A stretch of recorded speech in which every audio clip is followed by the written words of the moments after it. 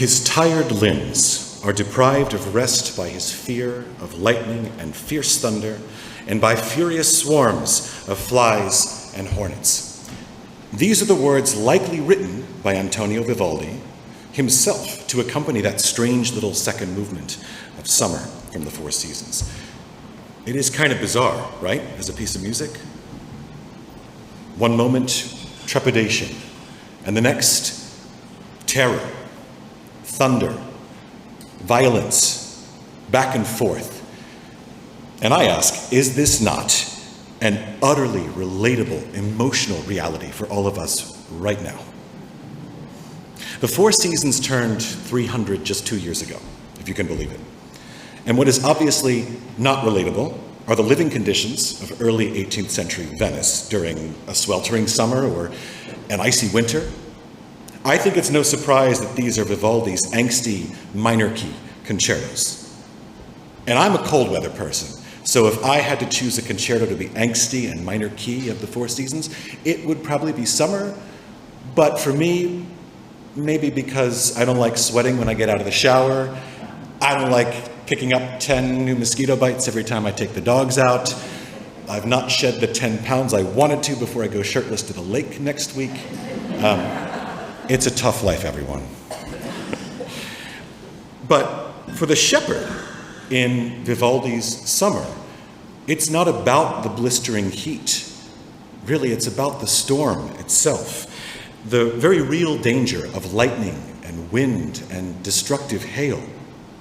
When I first learned Summer as a kid, I thought I was such a badass. It would be storming, I'd turn out the lights in my bedroom, and I'd play with, of course, a roof over my head and air conditioning, and the only real risk being, I think, annoying my brother enough that he'd bang on the wall because he was trying to sleep, because that's, of course, when I would choose to play. But the Summer Concerto, I think, takes on an entirely new meaning if you consider the nature of facing fear, real fear, facing the proverbial storm. I've always had a thing about bravery. Despite my progressive UU upbringing and my mother a literal paragon of virtue, and I mean that, I was still a boy growing up in the 90s. Showing fear was weakness. I was tough. I had no fears. I was captain of the wrestling team. I wore a chain around my neck. I'm embarrassed to say that there are some of you in this room who remember that phase of mine. But guys like that don't have fear, right? Now, somewhere along the line, I finally encountered the wisdom that you all know, that bravery is not the absence of fear, but the decision to face it anyway. Sam, would you do me a favor and put a very nice picture up there on the screen? These are my children. That's Cookie on the left. Some of you know her. She is my occasional office assistant. She comes and works with me. Her counterpoint in high-level music theory is very good. I don't bring Abby on the right, who would probably chew on my desk if she came. But I love them both equally. And on the 4th of July this year, we had, I think it must have been a new fireworks show in Ardmore, where we live, because I've never heard fireworks so loud from my house. And gratefully, our girls are pretty good about thunder and about fireworks. They don't get scared easily, but this one was just so close and so loud they were clearly freaked out. I watched as their tails descended between their legs.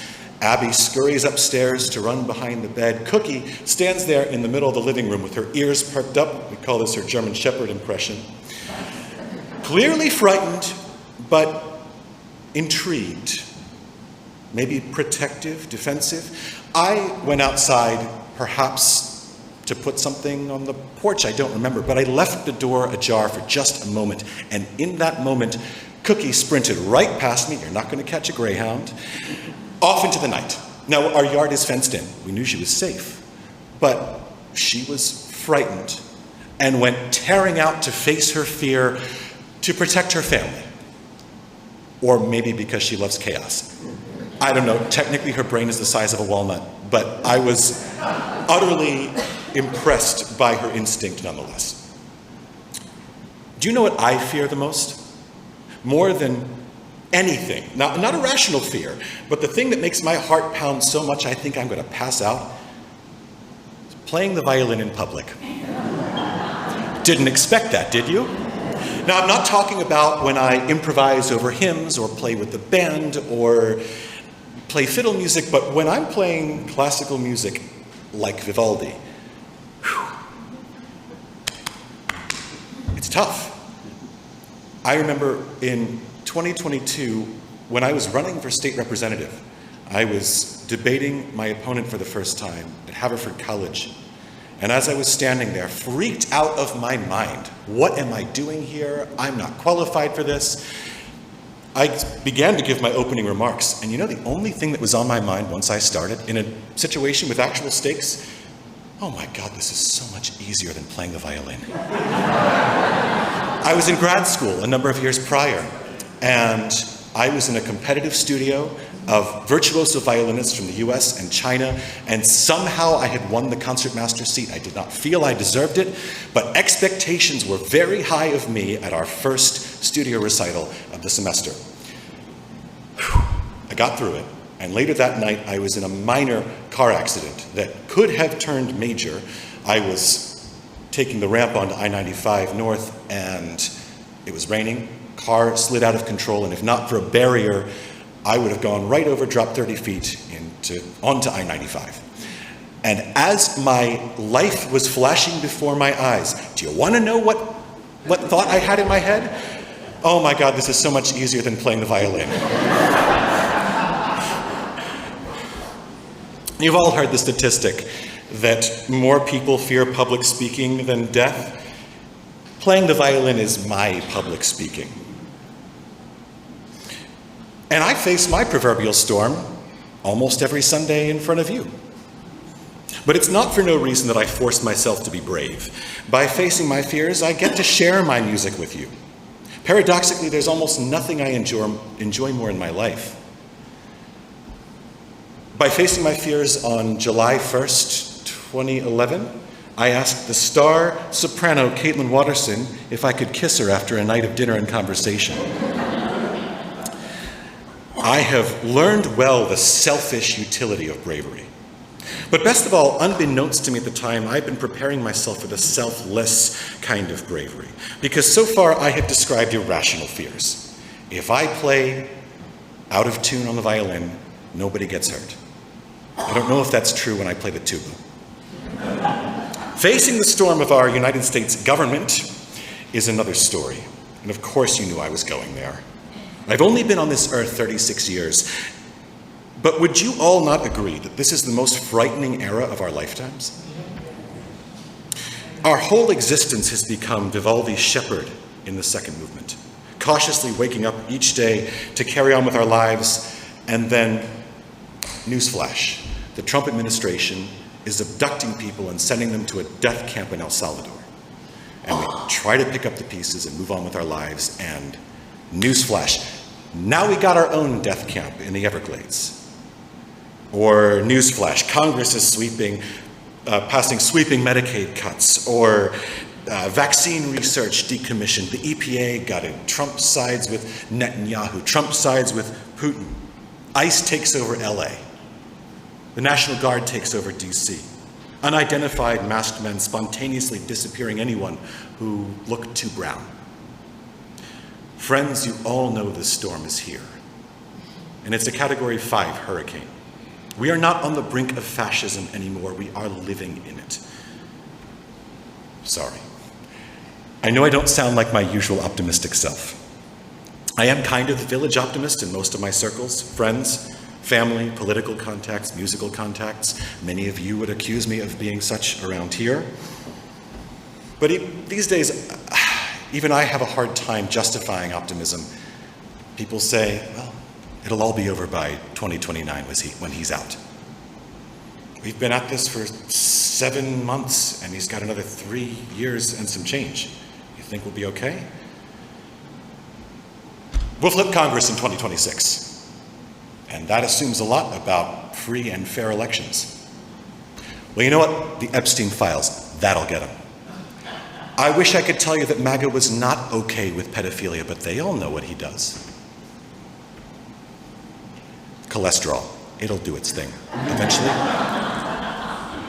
And then we get J.D. Vance, who's Trump, but smart. And I get it, this is upsetting, it's uncomfortable, especially coming from the pulpit. I suspect I'm making a number of you pretty uncomfortable right now. But as Unitarian Universalists, we simply have to have this conversation in earnest. We can't afford to beat around the bush anymore because our religion is love. Our religion is justice, equity, transformation, pluralism, interdependence, and generosity. The current state of our nation flies in the face of every single value for which we stand. This isn't about politics. And take it from me, I'm the church-state separation guy. I ran a national podcast and advocacy organization around keeping politics out of the pulpit and vice versa. I am the founder and current chair of the Secular Democrats of Pennsylvania, an organization that does the same thing. And despite the IRS signaling that it's now totally cool to endorse political parties and candidates from the pulpit after all, that's not what I'm doing. This isn't about politics, this is about people's lives. How on earth can the mere mortal then, the fearful shepherd, face the indomitable power of the storm? I think AOC said it best. Don't let them trick us into thinking we are enemies. Don't let them trick us into being weak. Beyond our elections, our task is to build community, block associations, volunteer groups, church groups, PTAs, because, and this is the important part, community is the most powerful building block we have to defeat authoritarianism and root out corruption. To me, the obvious analogy is that while the shepherd cannot defeat the storm, he can protect his flock, his family. First and foremost, we must take care of each other. And this is where that selfless kind of bravery comes in. Most of us in this room are safer than the grand majority of people in this country. Most of us are white, straight, cis, and financially secure. Some of us, like me, are even young, able-bodied, and male.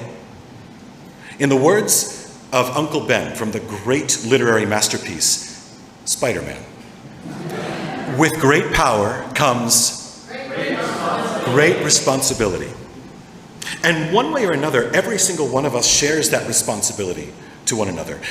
And I believe in direct proportion to the social power of our privilege. And I don't talk of privilege in a disparaging way, but as a simple matter of fact, none should feel guilty for their privilege so long as they don't fail to recognize it or squander its power to elevate those who don't have it.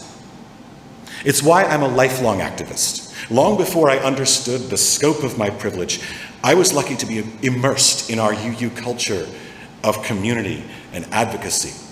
I remember being 11 or 12 years old when Mildred Levine, my grandmother's best friend and Sam's grandmother, would take me to go work with the Latin America Task Force in the McGinnis Room after the services. I can remember walking the streets and knocking doors with my mom long before I could vote, hosting phone banks in her downstairs room with my friends when they'd come over. Must have been a lot of fun to get invited to come to David Brown's house to hang out. I put them to work. To me, activism was an inevitable factor of life. And I don't think it ever occurred to me before very recently that, in a way, it's kind of my religion, right?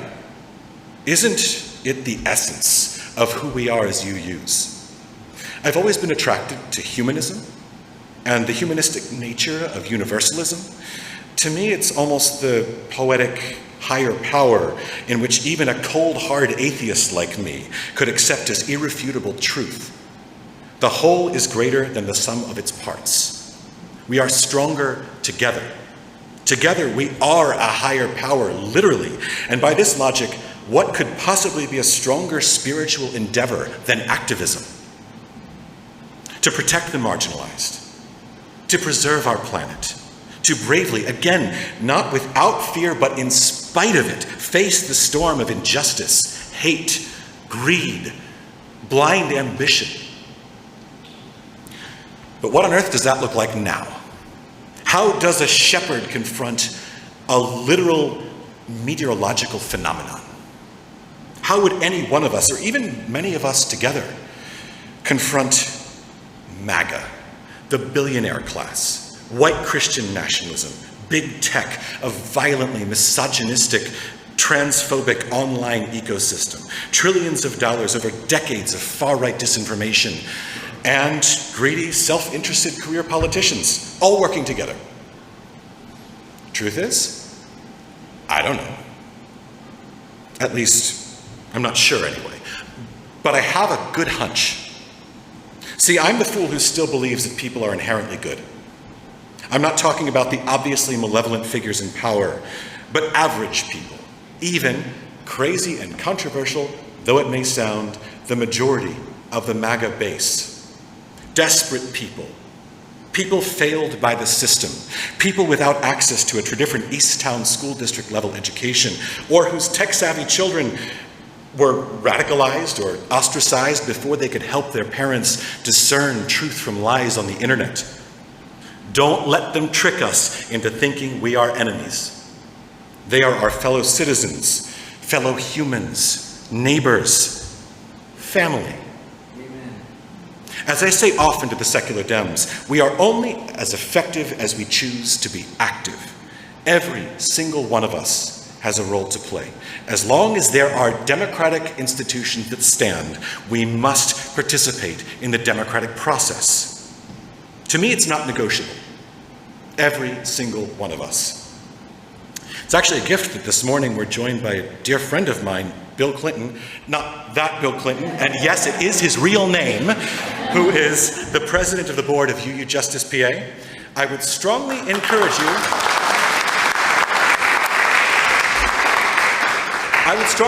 you to have a conversation with him at coffee hour.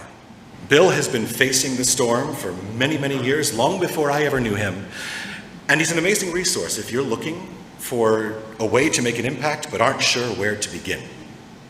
Of course, you knew I'd attach an action item to my sermon. But for starters, local elections matter. And municipal candidates are desperate for your help right now. We have 3 Supreme Court and 2 appellate court retention elections in Pennsylvania this year, and 2 appellate court elections to fill vacancies. Now, this is huge. The outcome of this November's election will largely determine how safe we are in Pennsylvania from the Trump administration. But perhaps you fear speaking to your neighbors about politics, or those whose views are distinct from yours. It is perfectly natural. And also, I urge you to face your fear in this moment of crisis. I'm not saying that all of you have to go out and pound the pavement and knock doors like I do. Again, it's easy for a young, white, straight, cis, able-bodied male to experience only mild discomfort about knocking the doors of total strangers. So find the facet of activism that works for you, that is safe for you. Posting to social media does not count, by the way. Serious question. How many of you have ever won an argument on Facebook where you changed your opponent's mind? I do believe it's impossible.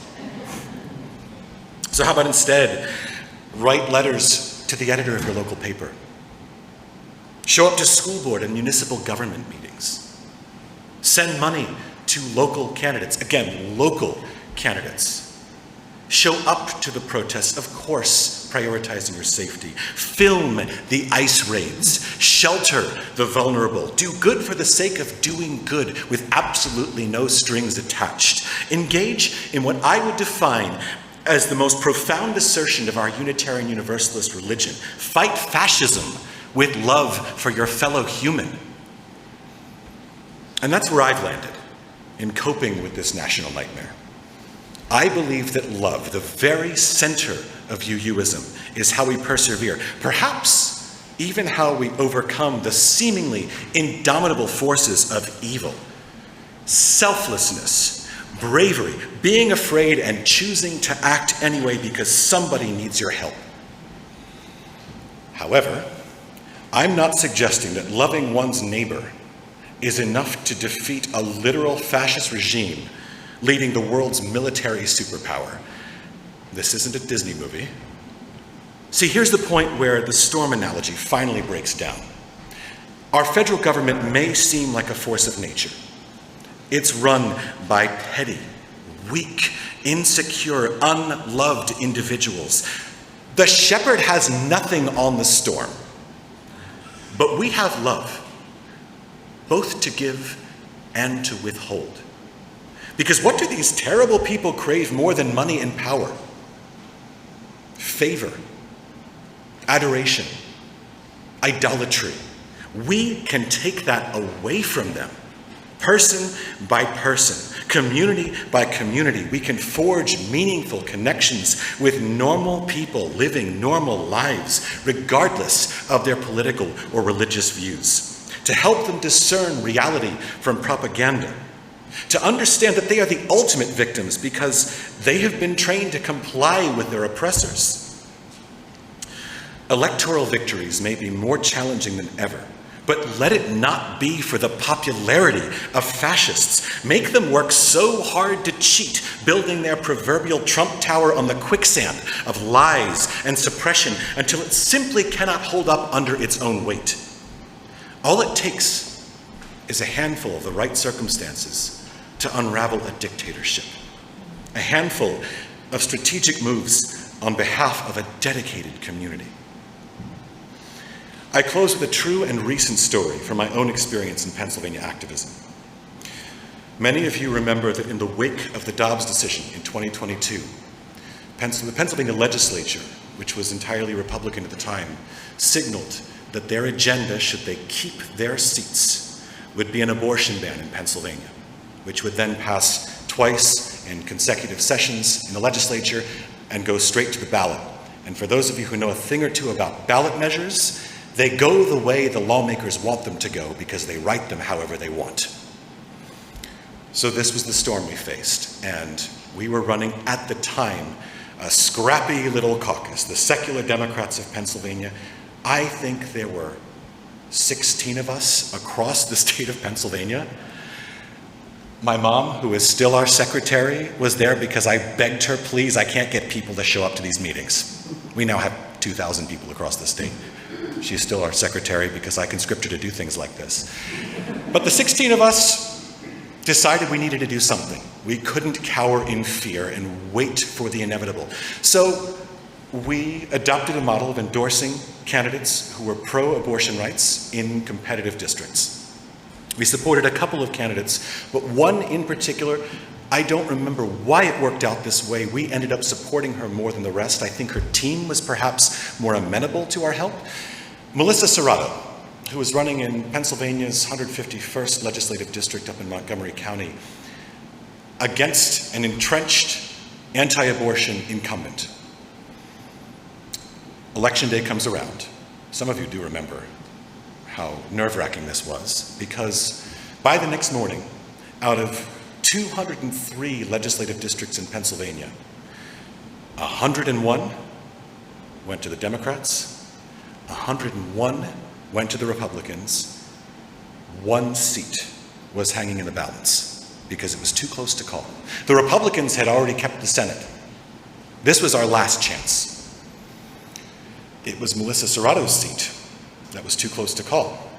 And so I think it was maybe a week later, 2 weeks later, it felt like an eternity. Melissa Serrato won her seat, flipping the Pennsylvania House by 63 votes. 63 votes is why we don't have an abortion ban in Pennsylvania, almost certainly. So, yeah, amazing.